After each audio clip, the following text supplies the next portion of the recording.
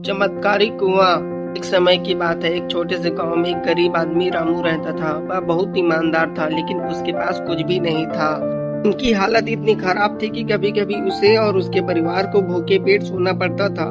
फिर भी रामू कभी हार नहीं मानता था और मेहनत करता रहता। एक दिन रामू जंगल में लकड़ियां काटने गया। लकड़ी काटते काटते उसे एक पुराना कुआं दिखा। वह बहुत प्यासा था, तो उसने सोचा कि शायद इसमें पानी हो।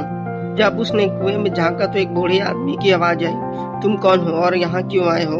रामू घबरा गया, लेकिन उसने डरते हुए जवाब दिया, मैं रामू हूँ, एक गरीब आदमी। मैं लकड़ी काटने आया था और प्यासा था, इसलिए यहाँ आ गया। कुएं के अंदर से आवाज आई, तुम बहुत ईमानदार हो और कड़ी मेहनत करते हो। मैं इस कुएं का रक्षक हूँ। मैं तुम्हें एक वरदान देता हूँ, तुम जो मांगोगे वो तुम्हें मिलेगा, लेकिन एक शर्त है, जो भी तुम्हें मिलेगा उसका 2 गुना तुम्हारे पड़ोसी को भी मिलेगा।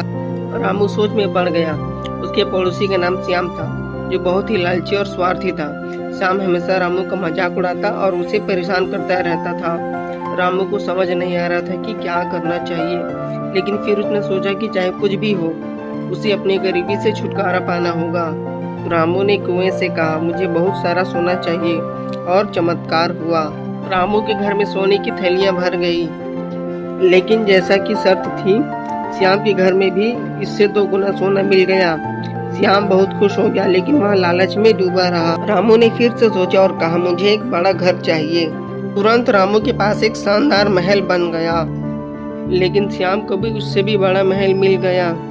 लेकिन रामू को श्याम से जलन होने लगी। अब रामू ने अपनी आखिरी इच्छा सोची और कहा, मुझे एक आंख की रोशनी खोनी है।